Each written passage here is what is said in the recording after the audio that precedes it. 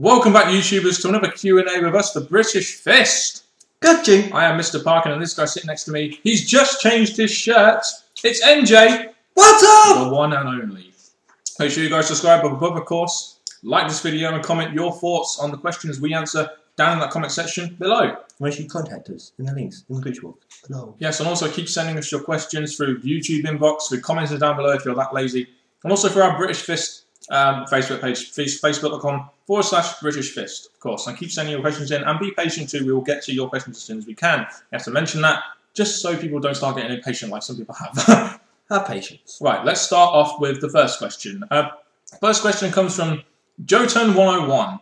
What is your opinion of the Russo shoot at Hogan at Bash at the Beach 2000? Do you think he was right about the perceived politics that Hogan instilled backstage? Well, Hogan was known for, Hogan was known for getting himself over and doing this through backstage politics. And I wouldn't be surprised if he did install some sort of backstage politic culture in WCW with, telling people how they could get themselves over, like Bret Hart, etc.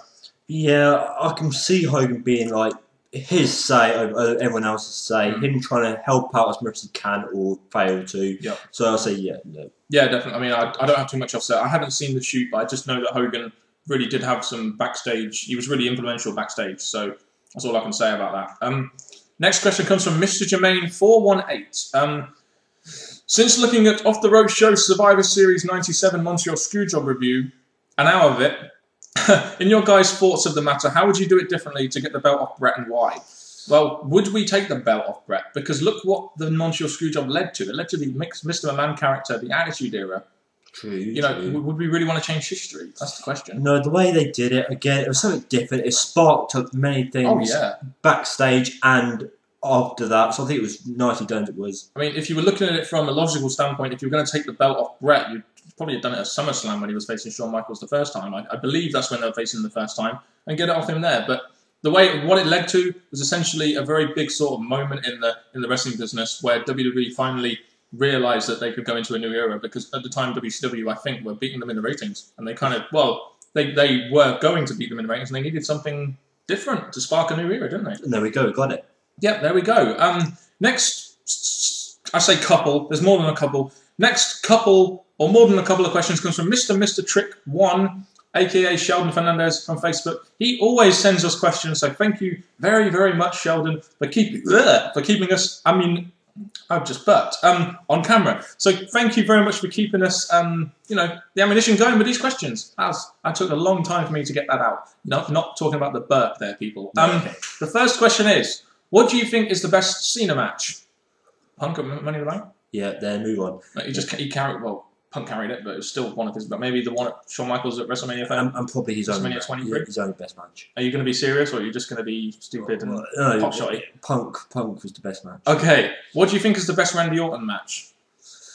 Against Christian. You think the one against? Well, that or against Triple H. He's had many against Triple H. It's hard to pick one out of them, but the one against Christian recently, that was stand out the way it was done. Yeah, I think he had a couple of good matches with Undertaker. I feel at WrestleMania 2021, I think it was. He had a match or two. I don't know. It's really hard because Randy Orton has put in some good matches, but it's just hard to remember sometimes because he always freaking wins. So for these two questions you've given us, share your thoughts on what your favourites were, or the ones that stood out to you in the comments below. Yes, please do, because you will have the access to the internet rather we're doing it off the top of our freaking heads. Using history as our guide. Will we ever see a P.T. Williams return? I'm not sure. Do you know who P.T. Williams is, Andrew? He's that man. He's that man. Yeah, he's an ex-TNA X Division wrestler, used to the Canadian Destroyer's finisher.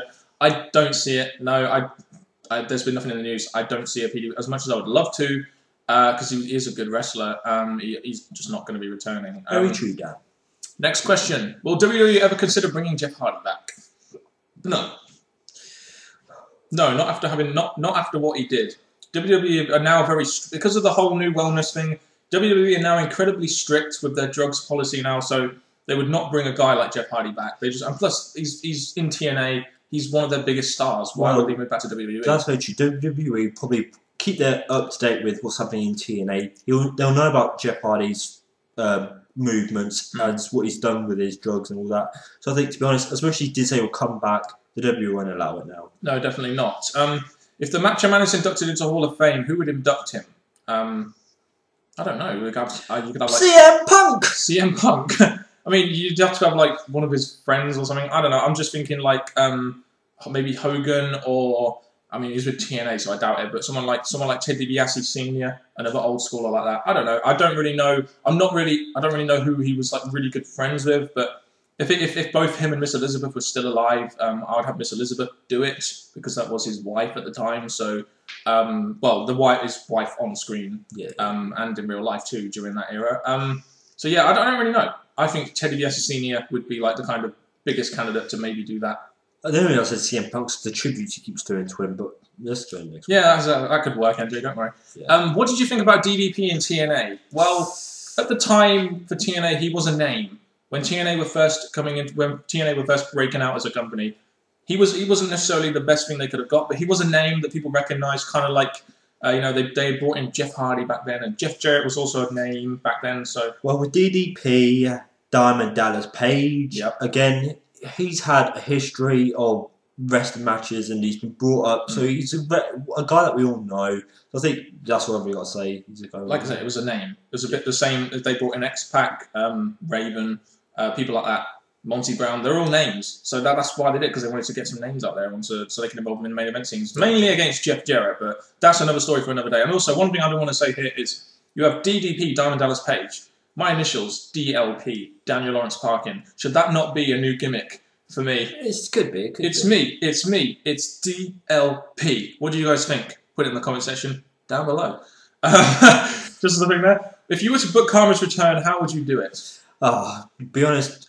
Return's already gone, but her to come back, she'll go straight after the Divas of Doom, even though they're being booked horribly. They need to be booked better before she comes back. So when she comes back, her comeback will be bigger. Well, let's not forget the lasting presence that was felt on her was the Bellas. So I'd have her squash the Bellas and pretty much get them off TV. What a great thing that would be for the Divas division. And then squash a couple of Divas. She would have to, and then maybe go after the Divas of Doom. I know they've been booked badly, but that's the only real thing they've got, isn't it? The Beth versus Kharma match, or the Beth versus, Beth Natalia versus Kharma 2-on-1. I don't know. So like that, that'll be it. Yeah, maybe at WrestleMania. Who knows? We had it on our dream card in the last Q&A, so true. Why not?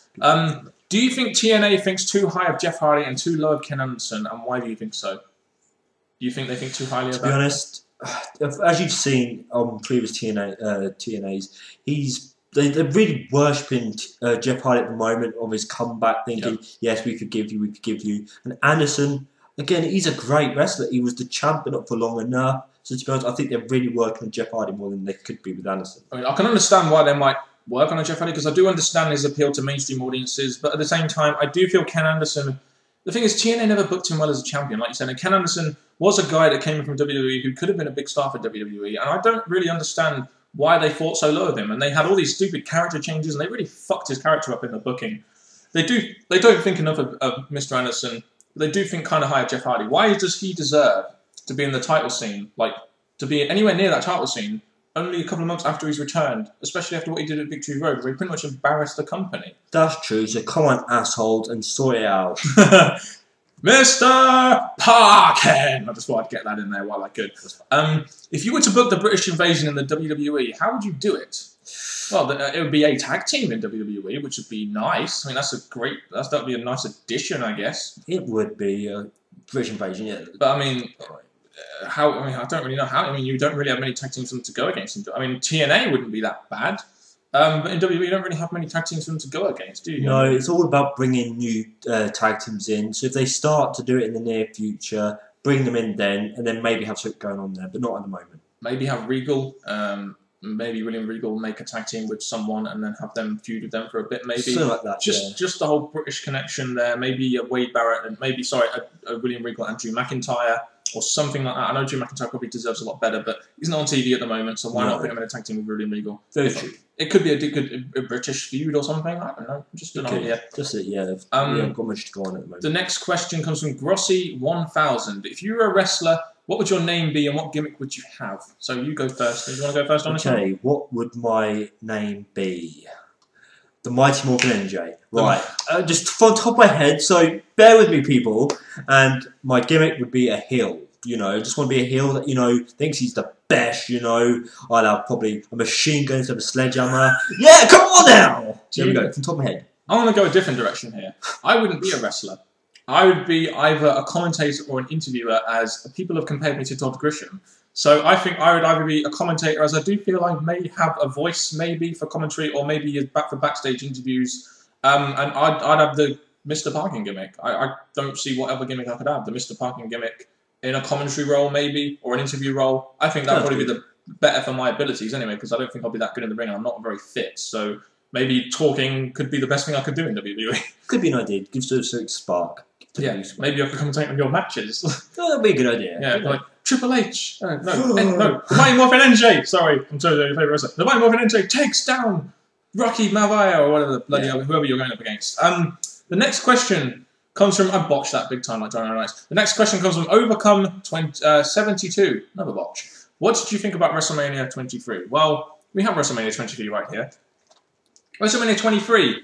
The main draw of this was pretty much the Battle of the Billionaires hair versus hair match, wasn't it? Bobby Lashley versus Amanga, with Vince McMahon getting his hair shaved. Again, that has good points and bad points. Yeah. The hair versus hair match, I wasn't really a fan of it because it's not seen as wrestling. No. So the match itself, Amanga versus Lashley, was probably better than the actual stipulation. You know, there were some good matches in there. Benoit versus MVP was always going to be a great United States Championship match. Cena versus Michaels was a good match, especially Shawn Michaels brought out a lot in John Cena. He did. Yeah, Batista versus Undertaker for the World Heavyweight Championship. Money in the Bank ladder match was always good. So it was an okay WrestleMania, I guess. Not the best. Well, with the Money in the Bank being at WrestleMania, that was the highlight for me. I thought that was nicely done. The card itself's not badly built, and to be honest, it's a good WrestleMania, I thought. Yes, and we probably will be doing a WrestleMania review series, won't we? We will in the future. And that will be part of it, WrestleMania 23. We'll announce that as soon as we can. What was the next question we had? Oh, yes, the Big Fudge 85. If you could have a triple threat between a superstar from the classic era, the golden era, a superstar from the Attitude Era, and a superstar from now, who would they be and what kind of match would you put on? Three-way dance. Who'd you have? I'd have, I guess I'm going to have to say him, Hogan, Cena, and Austin. That was who you have? That's pretty similar to what I'm going to have. Yeah, I just thought what you said earlier. Yeah, well, the thing is, you know, you'd have, well, no, I'm not, no, I'm just saying, Austin versus Cena versus Hogan, biggest babyface and draw of the 80s and 90s, biggest babyface and draw of the Attitude Era. That Attitude Era is pretty much built around Austin. And now, I know we can't really say, because we don't really like him that much, but Cena is the face of that company. So you'd have three separate eras with three faces of the company in a triple threat match. We could have made other ones, but from the top of the head, just 'cause the draw idea, that's what we would have had. You could have Rock in there, but, you know, I don't know. That's probably, that would be the match out of that. That would probably be the biggest draws of each era. A nice little ring to it as well. What other questions do we have? Oh, yes. Who would win these matches? Sorry, John Leslie Reed. Who would win these matches and how would you book them? Jomo versus AJ Styles. I think this could be very simply done. Now Jomo's left WWE, could come into TNA, want to make a name for himself as a heel possibly, and go straight after the biggest face they have in the company. Well, the way I look at it, Jomo would put, as we've seen, when WWE wrestlers leave WWE and go to TNA, they're booked better. So I'll say Jomo will go into TNA, be booked better, go after AJ Styles, and get a push out of that. Yes, or maybe it could be an X Division title feud at some point. Maybe Eventually. when Austin Aries is out there and maybe into the, you know, more to the higher card, have Jomo versus AJ Styles. It'd be a big match in the X Division. It would indeed. Daniel Bryan versus Bobby Roode. The way I look at it is Bobby Roode all the way, because Daniel Bryan, unless they book him better and show his skills off better instead of having pointless matches or no matches, then it'd be Bobby Roode all the way. I would have to say Bobby Roode too. If I was going to have Jomo and AJ Styles, I'd definitely have Jomo win just so we can have a good introduction to TNA. As much as I like AJ Styles. We're against that one. Ooh, different opinion. Oh, this is sparking argument. Whoa, here we go. Yeah, I'd also have Bobby Roode win. Argument's gone. I don't really know how I would book this. Bobby Roode's now the biggest heel in TNA. Daniel Bryan is being booked like shit. So I can't see. I just don't know. I don't really know how this could be booked off the top of my head. No, same here. Money in the Bank. I don't know. Whatever. I don't really know. CM Punk versus James Storm. I think this has a very simple premise around it. You have James Storm, the beer drinking redneck, versus CM Punk, the straight edge superstar. But I would book it as James Storm the face and CM Punk the heel. I think it would work better that way, in my opinion. Because we've seen CM Punk in the past playing great heel. We know he can do it. James Storm, again, he's shown off his base manoeuvres and base gimmick. So I think he just keep going with that. I think his character would be perfect for this. The promos between these two, James Storm's character, I think would complement CM Punk's character very well. So that's why I'd love to see that. I'd have to have CM Punk win, mind you, but I would build the storyline off the beer drinking from James Storm and the straight edge gimmick of CM Punk. That's what I would build it off anyway. Yeah, that's about it. The last match you give us was Kofi Kingston versus Kaz. Again, I'm not really sure how to put this. Maybe make it an X Division title match or something like that. I don't know. What would you do? I'd have it like Kofi Kingston leaves to WWE, goes into TNA. I don't think Kaz will go into WWE. No, I'd have to have Kaz the heel though. I don't see Kofi Kingston being a heel. No, so. there's been talks about it, but no, it would be Kaz as the heel. Again, I'm not really sure off the top of my head how I would book this. It's not really one of those matches which really clicks for me, in my opinion. Don't know, maybe have an interesting ladder match down the line. Who knows? Well, one more question before we leave. Montel Smith, what do you think of reports that Caitlyn is joining the Divas of Doom? Do you think they need another woman in there? To be honest, Caitlyn, I don't really see her as a Diva of Doom. Yeah, she's got the look about her, and she's got maybe the gimmick behind her. But I think Natalya and Beth work on their own. I do think though the way they've been booked lately, and the way they're going up against 3 Divas now, in Alicia Fox, Eve Torres, and Kelly Kelly, maybe they could do with that third member. Just make it a bit more interesting. I know Caitlyn is a young and up and coming superstar. She's making this in the middle of making this heel turn. Why not bring her into that and see if she can benefit from it from the long term? Who knows? Well, to be honest, moving her into it's not really gonna do much justice because Divas of Doom are not being booked it anyway in a good way possible. She could be the changing factor. Caitlyn has changed it for all of us. I don't know, whatever. I mean, it could be interesting. Who knows if WWE are going to do it? That's really it for this Q&A now. Yeah, that's it. Yeah, that's all the questions we've got time for now.